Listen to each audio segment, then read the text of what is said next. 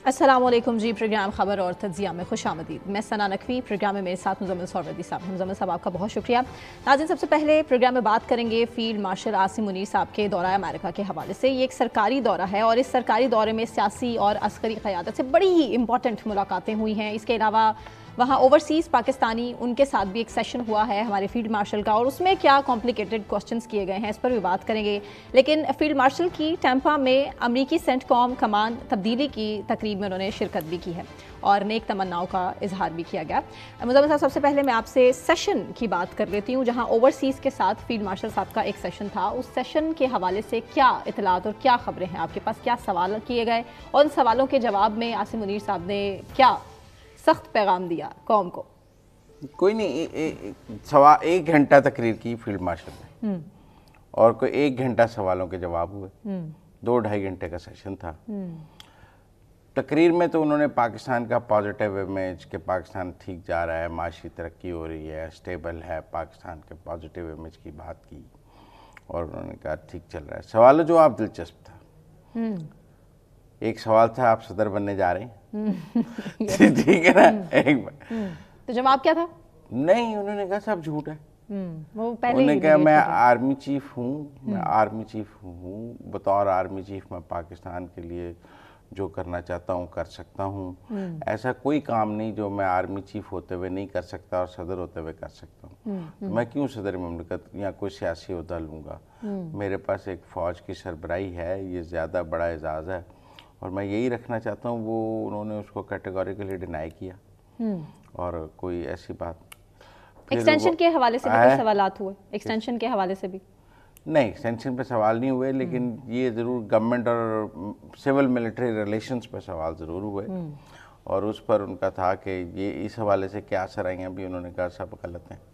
उन्होंने शहबाज शरीफ और मरीम नवाज़ की कारकर्दगी की तारीफ़ की। वहाँ वुमेन एम्पावरमेंट पर सवाल हुआ। उन्होंने कहा सूबे की एक वज़ीर आला खातून है पाकिस्तान में। अच्छा, अब वहाँ सवाल हुआ कि आप कारकर्दगी से खुश हैं हुकूमत की? हाँ, तो उन्होंने कहा मैं खुश हूँ, बेहतरीन काम कर रही है और मिलकर काम कर रहे हैं। और उन्होंने कहा कि कोई हमारे दरमियान गैप नहीं है, दोनों पाकिस्तान के लिए काम कर रहे हैं और एक ही एजेंडे पे काम कर रहे हैं। उन्होंने कहा इस हवाले से भी तमाम क्या सराहियाँ गलत हैं। ये तो 2 सवाल एक साइड पे चले गए। सवाल इमरान खान साहब के हवाले से भी हुए? नाम नहीं लिया उन्होंने इमरान खान। सवाल करने वाले ने सवाल किया लेकिन फील्ड मार्शल ने जवाब उनका ये ख्याल था कि जो एंटी पाकिस्तान एजेंडा है वो नहीं चलने देंगे, जो कि पीटीआई का एजेंडा है। नहीं, ये नहीं कहा उन्होंने, ये आपने कहा। ये आपने नहीं, कहा। कल तक तो आप भी यही कह रहे थे ना नहीं, कि ये पीटीआई वाले मेरा कहना और आपके कहना एक बात है, फील्ड मार्शल का कहना और बात है। ठीक है ना, तो हमें अपनी बातें उनके मुंह में नहीं डालनी। ठीक है, तो एग्जैक्ट जवाब क्या था? सोशल मीडिया के हवाले से उन्होंने ज़रूर कहा कि एंटी पाकिस्तान एजेंडा लेकर चलते हैं और पाकिस्तान के खिलाफ प्रोपेगेंडा किया जाता है सोशल मीडिया पे। अच्छा। और दूसरा उन्होंने कहा कि जो सियासी कुव्वतें भी एंटी पाकिस्तान एजेंडा लेकर चलती हैं, हम उनका एंटी पाकिस्तान एजेंडा नहीं चलने देंगे और पाकिस्तान के हर मफाद का तहफ़्फ़ुज़ करेंगे और पाकिस्तान का तहफ़्फ़ुज़ करेंगे। डेमोक्रेसी के हवाले से भी सवाल हुआ तो उन्होंने कहा कि दुनिया के हर मुल्क की अपनी डेमोक्रेसी है। फ्रांस की डेमोक्रेसी बरतानिया से नहीं मिलती, अमेरिका की फ्रांस से नहीं मिलती, जर्मनी की उनसे नहीं मिलती। तो हर मुल्क की अपनी डेमोक्रेसी है। आप किसी एक डेमोक्रेसी को दूसरी डेमोक्रेसी से नहीं कर सकते। डेफिनेशन ही चेंज करते। पाकिस्तान में उन्होंने कहा जमहूरियत है और जो निज़ाम है पार्लिमानी वो अपना काम कर रहा है। सही। और हम पाकिस्तान की जमहूरियत को किसी मुल्क की जमहूरियत और किसी और मुल्क की जमहूरियत का पाकिस्तान की जमहूरियत से मुवाजना नहीं हो सकता। तो वैसे उन्होंने कहा कि रूस, चीन और सऊदी अरब में जितनी जमहूरियत है उससे ज़्यादा जमहूरियत है पाकिस्तान में। ठीक है ना, ठीक। तो कंपैरिजन बड़ा अच्छा है, बहुत कंपैरिजन बहुत अच्छा ड्रॉ किया। अच्छा ड्रॉ किया उन्होंने। दूसरा उन्होंने पाकिस्तान के माशी इस्तेहकाम के हवाले से वो कह रहे हैं कि अगले 5 साल में रिकॉर्डिक 2028 में देना शुरू कर देगा, दीगर मंसूबे भी बनने जा रहे हैं। और उन्होंने कहा कि हम 5 साल में मुल्क के सारे कर्जे उतारना चाहते हैं। लोगों ने एक सवाल किसी ने ये भी किया कि ये पहले रेयर अर्थ मिनरल्स का क्यों नहीं सवाल था और अब ये एकदम कहाँ से निकल आए हैं पाकिस्तान में रेयर अर्थ मिनरल्स। तो उन्होंने कहा पहले साइंस और टेक्नोलॉजी ने इतनी तरक्की नहीं की हुई थी कि इन रेयर अर्थ मिनरल्स की कोई ज़रूरत होती। مطلب بیٹریز نہیں بن رہی تھیں، الیکٹرک کارز نہیں تھیں، کچھ نہیں تھا. اب جب سائنس نے ترقی کی ہے تو ان منرلز کی ضرورت سائنس کو نظر آئی ہے کہ اب ان کی ضرورت ہے، تو اب ان کی ڈیمانڈ بڑھی ہے. تو پاکستان کے پاس اللہ کی طرف سے ریئر ارتھ منرلز $1 ٹریلین کے ہیں. اس سے پہلے دنیا کو ان کی ضرورت ہی نہیں تھی، کسی کام کی نہیں تھی. اب جب ضرورت پڑی ہے، یہ نایاب چیز بن گئی ہے، تو پاکستان کے پاس ہیں $1 ٹریلین کے، تو ہم اس سے فائدہ کیوں نہ اٹھائیں. تو ایک پاکستان کی اکنامک اچھی پکچر انہوں نے پیش کی، اور پاکستان میں پولیٹیکل سٹیبلٹی کی انہوں نے بات کی کہ بالکل سیاسی استحکام ہے، کوئی سیاست میں استحکام کی کوئی بات نہیں ہے. تو اس طرح کی ایک پازیٹیو گفتگو آپ کہہ سکتے ہیں. کوئی 200 پاکستانی موجود تھے، ڈنر تھا وہاں پر، سوال جواب بھی ہوئے، وہ سب کو ملے، اٹھ کے نیچے آ کے بھی سب کو ملے، گھلے ملے. تو ایک ٹیکنیکلی ایک اچھا انٹریکٹیو سیشن انہوں نے. لیکن زیادہ امپورٹنٹ کام ہے کہ وہ برسلز جا رہے ہیں، جہاں پر بہت بڑا جلسہ ہونے جا رہا ہے اوورسیز پاکستانیوں کا. اور وہ برسلز کا جو جلسہ ہے سب کی ان کی، یہ تو ایک کلوز ڈور کام تھا نا 200 لوگوں کا. تو برسلز میں وہ کہہ رہے ہیں کہ بہت بڑا جلسہ ہونے جا رہا ہے پاکستانیوں کا، اوورسیز کا، جہاں سے فیلڈ مارشل عاصم منیر خطاب کریں گے. تو وہ اب برسلز جا رہے ہیں. تو برسلز کا جو جلسہ ہے میرے خیال ہے وہ ٹون سیٹ کرے گا. یہ تو ایک 200 لوگوں کی میٹنگ تھی، زیادہ نہیں تھی. باقی وہ سینٹکام گئے، وہاں پہ کمان کی تبدیلی میں جو تصاویر آئی ہیں ان میں وہ سب سے آگے بیٹھے ہوئے نظر آ رہے ہیں. ان کی جنرل کوریلا کے ساتھ بھی تصاویر آئی ہیں، اور ایڈمرل بریٹ کوپر کے ساتھ بھی آئی ہیں، جو اب بنے ہیں. اور ان کو بھی ویلکم کیا، اور پاکستان کے آرمی چیف کو وہاں بلایا جانا اپنی جگہ ایک سگنیفیکنٹ بات ہے.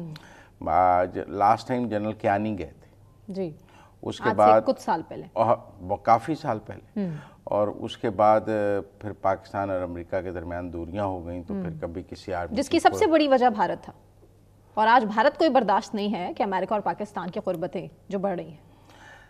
ہاں نہیں، بے شک نہیں. دیکھنا ڈونلڈ ٹرمپ صاحب نے ٹویٹ کیا ہے کہ آئی ایم ویری سیڈ کہ مودی جو ہیں وہ پوٹن کو بلا رہے ہیں اور پوٹن کو کر رہے ہیں، تو پھر امریکہ کے ساتھ تو نہیں چل سکتے. بھارت اور امریکہ کے اپنے مسائل ہم دن بدن بڑھتے ہوئے نظر آ رہے ہیں، اور پاکستان اور امریکہ کے درمیان قربتیں دن بدن بڑھتی ہوئی نظر آ رہی ہیں. وہ کہہ رہے ہیں کہ ہمیں ضرورت نہیں ہے کسی کی، ہم اپنے طور پر اپنے پاؤں پر کھڑا ہونا جانتے بھی ہیں. بھارت کوئی ملک بھی اکیلا ترقی نہیں کر سکتا، کہ بھارت کی کو 70 سے 80 بلین ڈالر کی ٹریڈ ہے امریکہ کے ساتھ.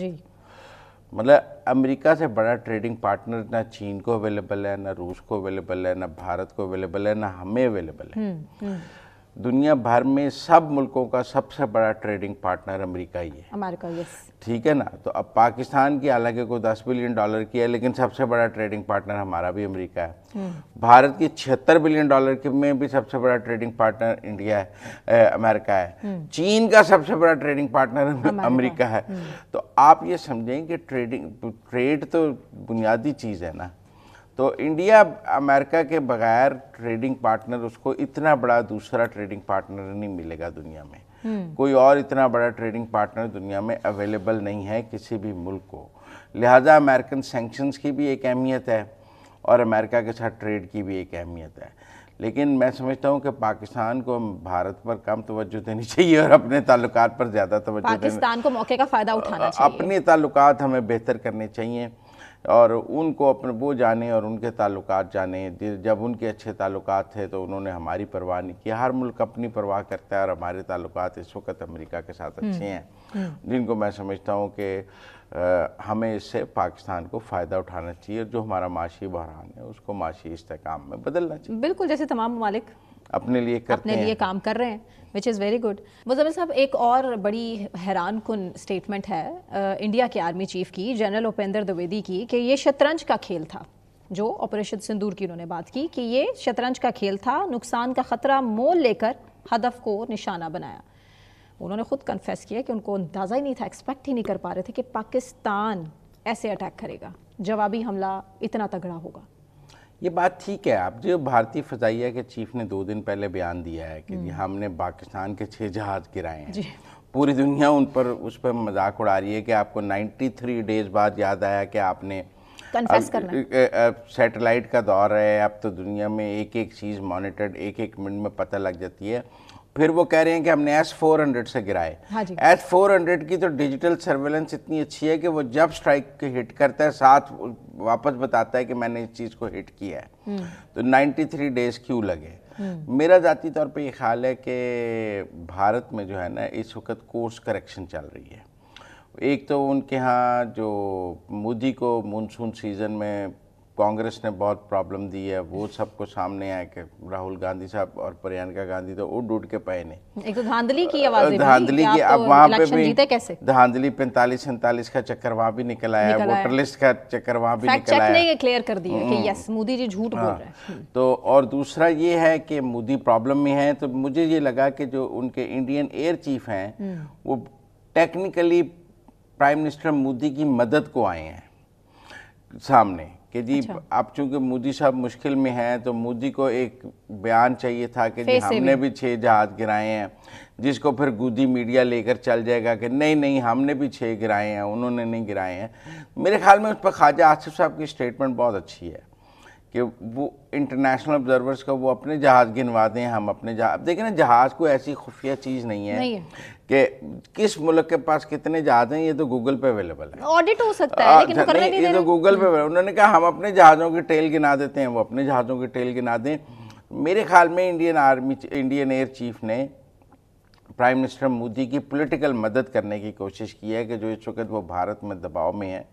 اور انٹرنیشنل جو امبیرسمنٹ ہے، جو روز پریزیڈنٹ ٹرمپ کہہ دیتے ہیں کہ 6 جہاز گرے، 5-6 جہاز گرے اور میں نے صلح کرائی اور یہ وہ، اس میں سے نکلنے کے لیے مجھے لگتا ہے انڈین ایئر چیف نے کو پرائم منسٹر مودی کی مدد کی ہے. لیکن میں آپ کو یہ بتاؤں جو فیلڈ مارشل کے امریکہ کے دورے ہیں یہ امریکہ میں یہ بھارت میں سکتہ لے آتے ہیں، صفِ ماتم بچ گئی، سکتہ لے آتے ہیں. اور یہ کامیاب ملٹری ڈپلومیسی جو ہے یہ بھارت کے لیے مودی کے لیے شدید مسائل پیدا کر رہی ہے. اب اپنا ووٹ بینک بچانے کے لیے مودی جی نے گودی میڈیا کے ذریعے پتہ کیا کہنا شروع کر دیا کہ ہم نے تو امریکہ کو ہم نے آنکھیں دکھائیں، اب ہم اپنے بل بوتے پر کریں گے جو کریں گے. ہم نے تو امریکہ جیسے ملک کے سامنے گھٹنے ٹیکنے سے انکار کر دیا. اس طرح کی باتیں زیب دیتی ہیں. دیکھیں ابھی وہ کوئی بیان نہیں دے رہے. دیکھیں ٹرمپ نے انڈیا کے بارے میں بہت سے بیانات دیے، ٹویٹس کی ہیں. مودی نے جواب میں ایک بیان یا ایک ٹویٹ نہیں کیا، بلکہ اب خاموشی ہے مودی کی. لوک سبھا میں بھی جب راہل گاندھی نے 3 بار اٹھ کے کہا کہ پرائم منسٹر مودی کہیں کہ ٹرمپ جھوٹ بول رہا ہے، تو پرائم منسٹر مودی نے ٹرمپ کا نام لے کر یہ نہیں کہا کہ وہ جھوٹ بول رہے ہیں. لہذا آنکھیں نہیں دکھا رہے، کہیں ان کے میڈیا کی بات کر رہی ہے، گودی میڈیا بیسیکلی اب اس طرح پلے کر رہا ہے اپنی عوام کو. اگر ڈپلومیسی کی زبان میں دیکھیں تو ٹرمپ کے اتنے بیانات کے بعد بھی بھارت کی طرف سے کوئی جواب نہیں ہے. وہ خاموش ہیں کیونکہ ان کو پتہ ہے کہ ان کے جواب دینے سے حالات مزید خراب ہو جائیں گے. وہ حالات کو خرابی سے روکنے کے لیے ٹرمپ جتنی بار ان کی بےعزتی کر رہے ہیں اس کو سہ رہے ہیں اور آگے سے جواب نہیں دے رہے. ورنہ مودی صاحب روز پاکستان کو للکارتے نہیں تھے. رشیا کے ساتھ جو کر رہے ہیں تو میرا خیال ہے کہ مشکل ہے. اب جو پوٹن کا دورہ ہے، ویسے تو میں آپ کو ایک بات بتاؤں، جو اس وقت سب سے بڑی خبر ہے وہ یہ ہے کہ 15 اگست کو پوٹن اور ٹرمپ مل رہے ہیں، ٹھیک ہے نا، اور الاسکا میں مل رہے ہیں. اور الاسکا کی ہسٹری یہ ہے کہ الاسکا پہلے روس کا ہوتا تھا اور پھر انہوں نے بیچ دیا امریکہ کو. وہاں سے 55 کلومیٹر روس ہے، وہ آئیں گے اور وہاں سے 55 کلومیٹر سے الاسکا آئیں گے اور وہاں ملیں گے. ویسے چونکہ پوٹن پہ انٹرنیشنل وارنٹس بھی ہیں عالمی عدالت انصاف سے، لیکن امریکہ عالمی عدالت انصاف کو نہیں مانتا، لہذا وہ وارنٹ امریکہ میں وائبل نہیں. تو الاسکا میں ملاقات ہو رہی ہے. ایجنڈا کیا ہے ملاقات کا؟ یوکرین کی جنگ بندی. اور ٹیکنیکل بات یہ ہے کہ زیلنسکی کو ابھی تک نہیں بلایا جہاں کی جنگ بندی ہے، جس کے ساتھ جنگ بندی کرنی ہے. آپ یہ دیکھیں بات ٹرمپ اور پوٹن کریں گے یوکرین کی جنگ بند کرنے پہ، جس میں یوکرین کے ابھی تک پریزیڈنٹ کو نہیں بلایا جا رہا. وہ روز کہہ رہے ہیں مجھے بھی بلائیں، مجھے بھی بلائیں، مجھے بھی بلائیں. ابھی تک اس کو دعوت نامہ نہیں ہے. وہ پورے یورپ کو کہہ رہا ہے. اور امریکہ کی حمایت اس میں حاصل؟ امریکہ پوٹن کے ساتھ کھڑا نظر آ رہا ہے. کہ میرا مطلب ہے کہ اس وقت جو پوٹن کی شرائط آئی ہیں وہ یہ ہیں کہ جی ایک تو یوکرین کی کوئی فوجی مدد نہیں کی جائے گی، پیسے نہیں دیے جائیں گے، یوکرین کو نیٹو میں نہیں شامل کیا جائے گا، یوکرین کے جو ہے اس کا جو رشیا کا بارڈر ہے اس کے ساتھ یوکرینی فوج تعینات نہیں ہوگی. مطلب پوٹن نے کافی سخت قسم کی شرائط ابھی تک جو ہیں وہ رکھی ہیں. اور یہ شرائط آئیں بھی بیلاروس کے پریزیڈنٹ نے ایک ٹائم میگزین کو انٹرویو دیا ہے، اس میں انہوں نے بتایا ہے کہ پوٹن کی یہ شرائط ہیں۔ میں نے وہ ٹائم میگزین میں بیلاروس کے پریزیڈنٹ کا انٹرویو دیکھا ہے جس میں انہوں نے یہ کہا کہ یورپ نے ہمیں بھی بہت کہا کہ ہمارے ساتھ آ جاؤ، لیکن میں نے یہ فیصلہ نہیں کیا کیونکہ آپ یوکرین کا حشر دیکھ لیں یورپ کے ساتھ جانے کا، تو میں روس کے ساتھ گیا، ہمارے امن بھی ہے، ترقی بھی ہے، یہ ہے وہ ہے۔ وہ جسٹیفائی کر رہے تھے رشیا کے ساتھ الائنس کو اپنے، اور یوکرین کے ویسٹ کے ساتھ الائنس کے جو نقصانات گنا رہے تھے، لیکن ٹیکنیکل بات ہے کہ انہوں نے پوٹن کی شرائط بتائیں، اور وہ اتنی سخت شرائط ہیں کہ اگر ان پر صلح ہوتی ہے تو پھر تو پوٹن فاتح ہیں، اور زیلنسکی کے پلے کاکھ نہیں رہتا کہ اتنے بندے بھی مروا دیے، 1/4 علاقہ بھی چلا گیا، کچھ صوبے بھی چلے گئے، 4 صوبے بھی چلے گئے، بہت اچھا علاقہ ہاتھ سے نکل گیا، اور اس کے بعد کچھ بھی حاصل نہیں ہوا۔ تو میرا خیال ہے کہ ایک طرف جو پاکستان کے فیلڈ مارشل کا دورہ امریکہ ہے، دوسری طرف جو 15 اگست کو پوٹن اور ٹرمپ کی ملاقات ہے، اس کے مقابلے میں کیا گیا، پوری دنیا کی نظر اس کے واٹ ول کم آؤٹ۔ بالکل ٹھیک ہے، مزید صاحب بریک لیتے ہیں، بریک سے واپس آنے کے بعد کنٹینیو کریں گے، ہمارے ساتھ رہیے۔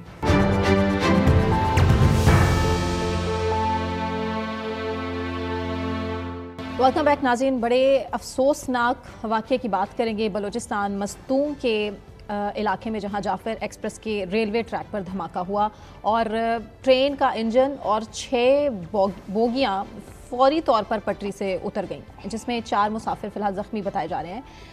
اس پر بات کریں گے، ہمارے ساتھ مزمل صاحب تو اسٹوڈیوز میں موجود ہے، جبکہ ترجمان بلوچستان حکومت شاہد رین صاحب نے بھی ہمیں جوائن کیا۔ Shahid, thank you so much for joining اس۔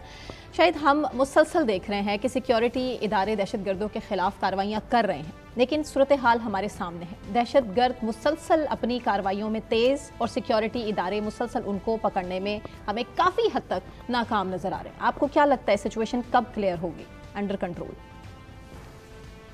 دیکھیں، یہ بڑا ہی سویپنگ اسٹیٹمنٹ ہے کہ سیکیورٹی ادارے ہمیں ناکام نظر آ رہے ہیں۔ جہاں آپ نے مستونگ کے اسپیزنٹ کے قریب کے واقعے کا ذکر کیا، تو گزشتہ 48 گھنٹوں میں یوب کے قریب جو سمبازا کا علاقہ ہے، وہاں پر انہی سیکیورٹی نے فتنہ الخوارج کے 47 لوگوں کو، جب وہ ڈیرہ اسماعیل خان کی حدود سے یوب کی طرف داخل ہونے کی کوشش کر رہے تھے، ان کے اس نہ صرف داخلے کو ناکام بنایا، بلکہ انہوں نے انہیں جو ہے کیفر کردار تک بھی پہنچایا۔ تو یہ بڑا سویپنگ سا اسٹیٹمنٹ ہے کہ جی ناکام ہے، ایسا نہیں ہے ناکام ہے۔ بہت سی جگہوں پہ قانون نافذ کرنے والے اداروں کے جوان اپنی جانیں بھی قربان کر رہے ہیں، آفیسرز اپنی جانیں قربان کر رہے ہیں۔ اور میں نے آپ کو مثال دی کہ ضرور اسپیزنٹ کے قریب ایک واقعہ پیش آیا، لیکن خوش قسمتی سے اس میں انسانی جانوں کا کوئی ضیاع نہیں ہوا۔ لیکن انہی 48 گھنٹوں کے اندر ہم نے دیکھا کہ قریب جو ہے 47 کے قریب فتنہ الخوارج کے جو دہشت گرد ہیں، انہیں انہی سیکیورٹی فورسز نے نشانہ بنایا۔ دیکھیں شاہد بھائی، آپ ٹھیک کہہ رہے ہیں، زوب میں بہت کامیابی ہوئی اور 47 کے قریب فتنہ الخوارج کو ہم نے ایلیمینیٹ کیا وہاں پہ، اور وہ ایک بڑی سکسیس ہے پاکستان سیکیورٹی فورسز کی، ہم اس کو ریکگنائز کرتے ہیں۔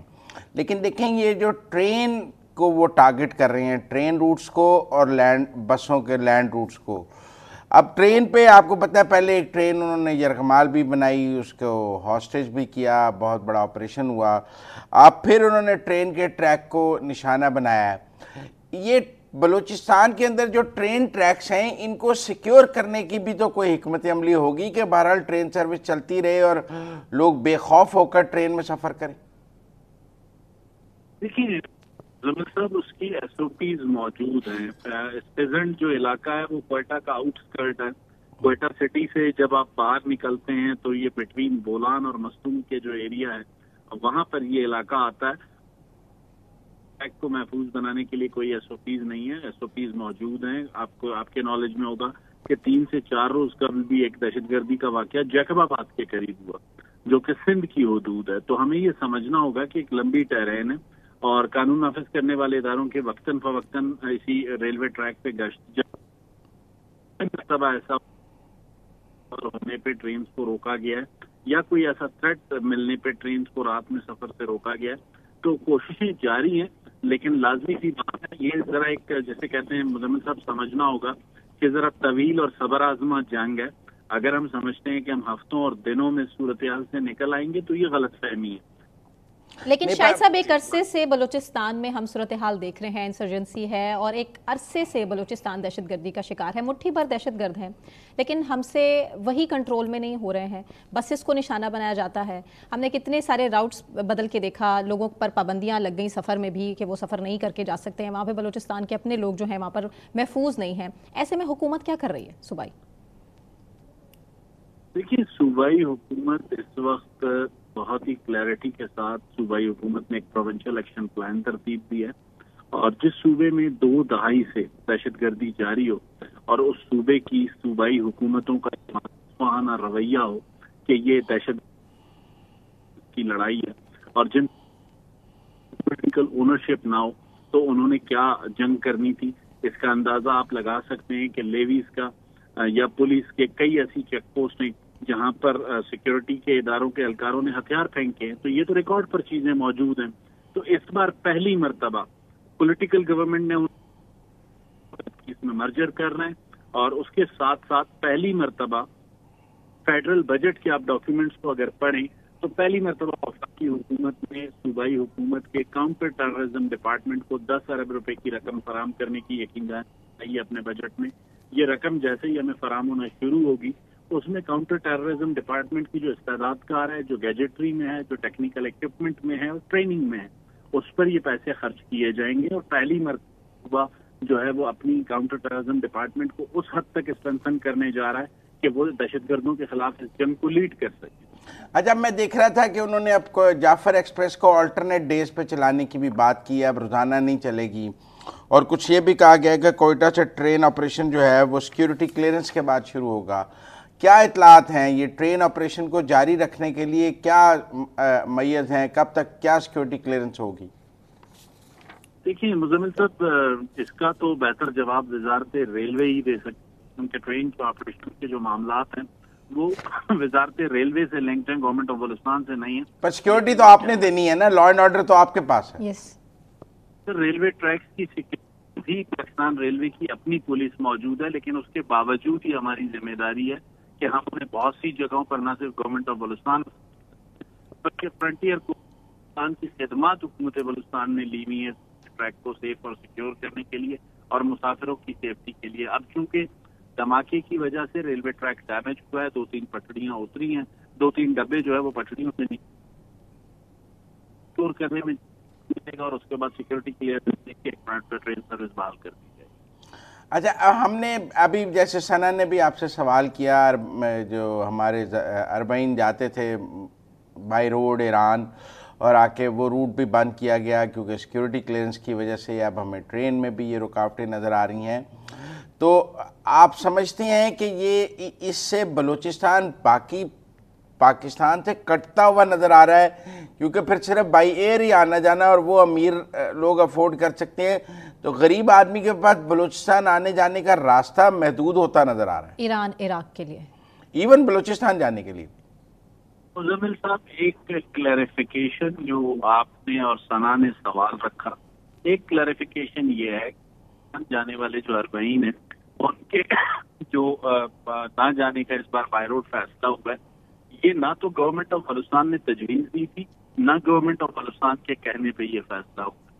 حالیہ دنوں میں وفاقی وزیر محسن نقوی ایران گئے تھے، ایران سے واپسی پر آپ کے نالج میں ہوگا کہ وہ کوئٹہ تشریف لائے، انہوں نے یہ پروپوزل رکھا کہ ایرانین گورنمنٹ کی یہ تجویز ہے، آپ کو بھی پتا ہے مزمل صاحب کہ اس وقت حالیہ دنوں میں ایک کرائسس سے گزرا ہے، اس کرائسس سے جو اسرائیل کے ساتھ اس کا جو ہیڈ آن تھا، اس سچویشن سے نکلنے کے بعد ان کے پاس بھی بہت سے ایسے لوگ ہیں جن کو انہوں نے نہ صرف ٹریک کرنا ہے، دیکھنا ہے، اپنا ہاؤس ان آرڈر کرنا ہے، تو یہ ایرانین گورنمنٹ کی ریکویسٹ تھی، اس پر وفاقی وزیر داخلہ نے محسن نقوی نے بلوچستان حکومت کے ساتھ تجویز رکھی، بلوچستان حکومت نے ایرانین حکومت کی درخواست پر اس فیصلے سے اتفاق کیا۔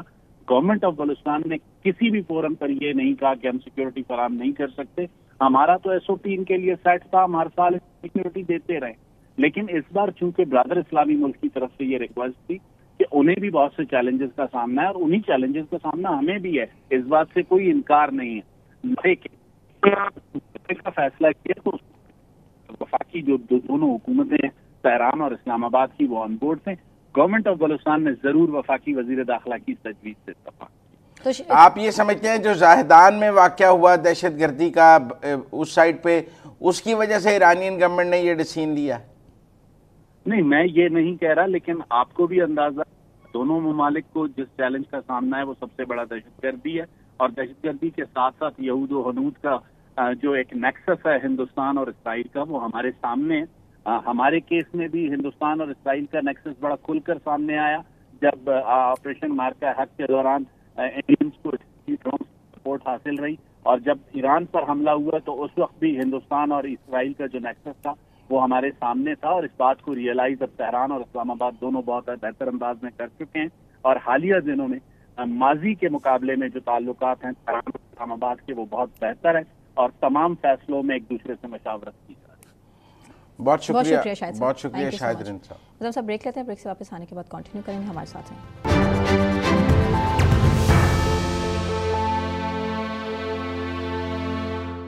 ویلکم بیک ناظرین، ڈونلڈ ٹرمپ کو امریکی صدر کو ایک اور اعزاز حاصل ہو چکا۔ آذربائیجان اور آرمینیا کے درمیان تاریخی امن معاہدہ طے پا چکا ہے، اور اس کی میزبانی امریکی صدر ڈونلڈ ٹرمپ نے کی ہے۔ دونوں ہی ممالک نے مکمل جنگ بندی اور تجارتی تعاون بڑھانے پر اتفاق کیا ہے، جبکہ اس کے ساتھ ہی ساتھ ایران کا رد عمل کہ وہ امریکہ کی ثالثی میں آذربائیجان اور آرمینیا کے درمیان بنائی جانے والی مجوزہ راہداری کو روک کے رہے گا۔ رشیا کے ساتھ مل کے اگر رشیا نہیں بھی ملتا تو لازمی طور پر ایران اس میں ایک رکاوٹ ہوگا۔ مزمل صاحب کیسے دیکھتے ہیں ایران کی دیکھیں، آذربائیجان اور ارمینیا کے اوپر کیفکاس کا ایک علاقہ ہے زنگ زور۔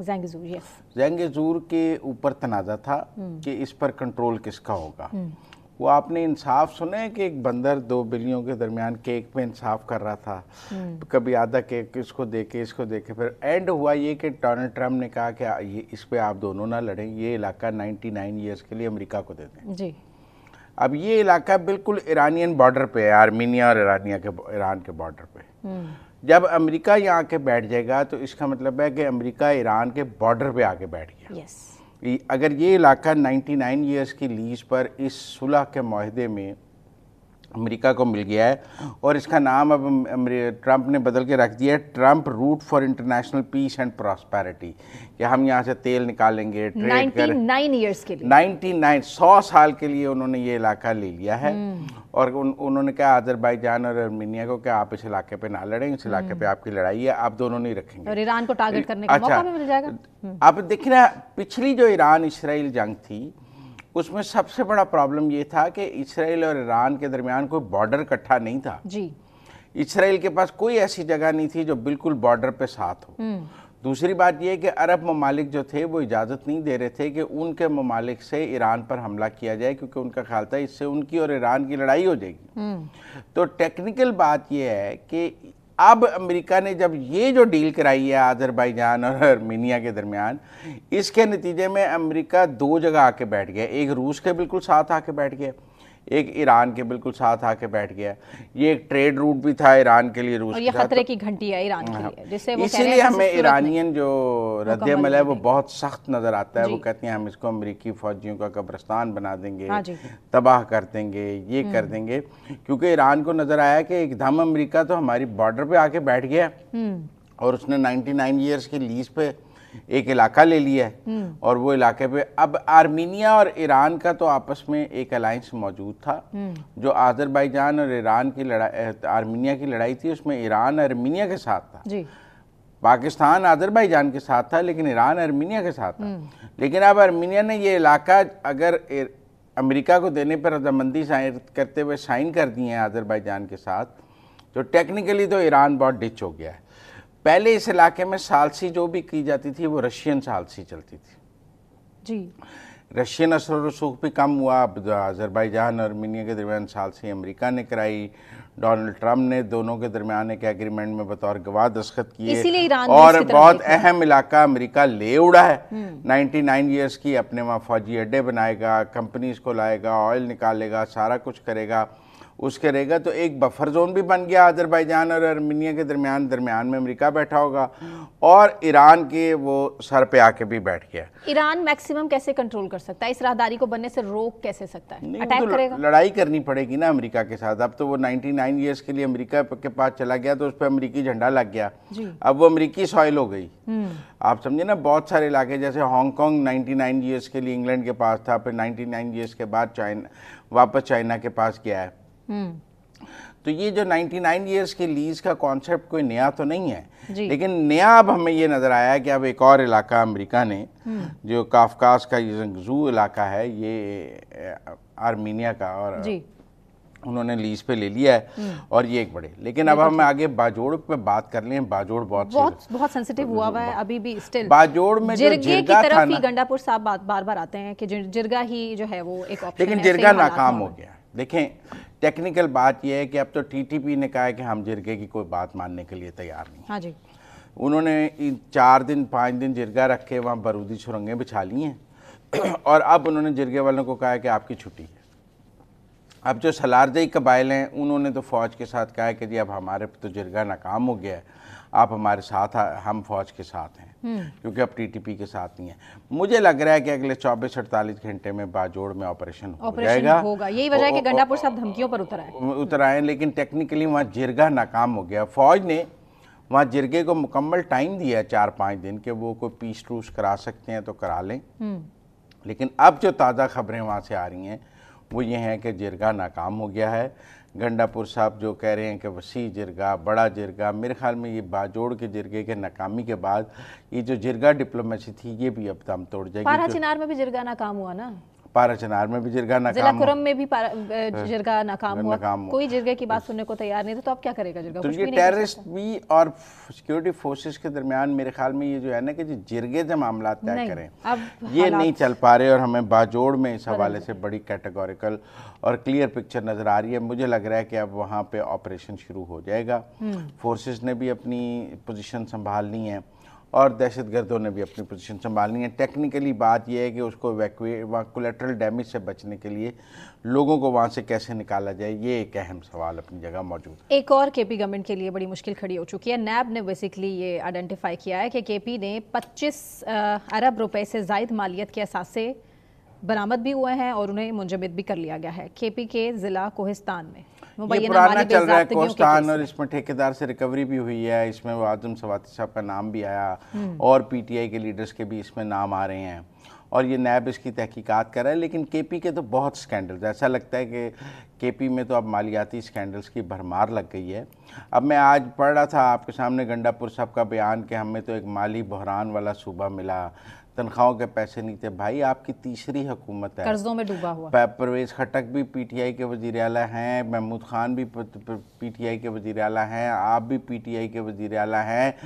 13واں سال ہے, 12واں سال ہے آپ کی حکومت کو. وہاں وہ صوبہ خوشحال ہے تو پی ٹی آئی نے خوشحال کیا ہے, مالی بحران کا شکار ہے تو پی ٹی آئی نے مالی بحران کا شکار کیا ہے. اس کے پاس تنخواہوں کے پیسے ہیں تو یہ بھی پی ٹی آئی کا کریڈٹ ہے, اس کے پاس تنخواہوں کے پیسے نہیں ہیں تو یہ بھی پی ٹی آئی کا ڈسکریڈٹ ہے. وہاں کرپشن ہے تو وہ بھی پی ٹی آئی کا ڈسکریڈٹ ہے. وہ کرپشن سے پاک ہے تو یہ بھی پی ٹی آئی کا کریڈٹ ہے. کیونکہ بہت سارے لوگ تو یہ بھی سوال کر رہے ہیں نا کہ آپ نے ریاست مدینہ بنانی تھی تو آپ 13 سال میں کم از کم کے پی میں تو بنا لیتے. انہوں نے کریڈٹ تو لیا اس چیز کا کہ 17 ماہ میں صوبے نے 250 ارب روپے سے زائد آمدنی حاصل کر کے پچھلے 10 سال کا حساب کون دے گا؟ تاریخ رقم کیا. ان کا مطلب وہ یہ کہہ رہے ہیں کہ جو پچھلی 2 حکومتیں تھیں پی ٹی آئی کی وہ بہت نالائق تھیں. جو میں سمجھاؤں گنڈا پور کی بات, پرویز خٹک صاحب نہیں Mahmood Khan, Pervez Khattak P T I کے وزیر اعلیٰ تھے نا, جی عمران خان کی چوائس تھی. ہاں جی, ٹھیک ہے نا. وہ یہ کہہ رہے ہیں کہ میں نے تو 17 مہینے میں بڑا شاندار کام کیا ہے, میرے سے پہلے جو وزیر اعلیٰ تھے وہ بڑے نالائق تھے, انہوں نے صوبے کو تباہ کیا. تو بھائی وہ بھی پی ٹی آئی کے تھے. کریم صاحب کہہ رہے ہیں نا, فیصل کریم کنڈی صاحب کہہ رہے ہیں کہ بڑے اچھے بچے ہیں علی احمد گنڈا پور صاحب, بڑے تابعداری سے حکم مانتے ہیں اسلام آباد کے تمام. تو یہ تو کریڈٹ جاتا ہے پھر ان کو. ٹھیک ہے, بہت شکریہ مزمل صاحب آپ کا. اسی کے ساتھ ناظرین مجھے ثنا نقوی کو اجازت دیجیے, اپنا خیال رکھیے, اللہ حافظ.